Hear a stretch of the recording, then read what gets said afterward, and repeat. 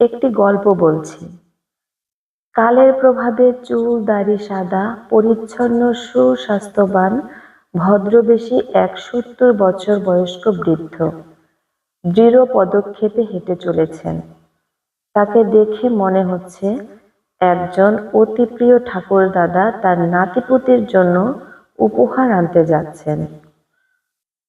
শহরের রাস্তা দিয়ে কালো স্যুট পরে ডান হাতে চামড়ার ব্রিফকেস নিয়ে হাঁটতে দেখে যে কেউই তাকে তাই মনে করবে। কিন্তু সত্যি কথাটা অন্যরকম। লোকটার কাছে কারো জন্য উপহার ছিল না। তার ব্রিফকেসে একটি বোমা লুকানো ছিল।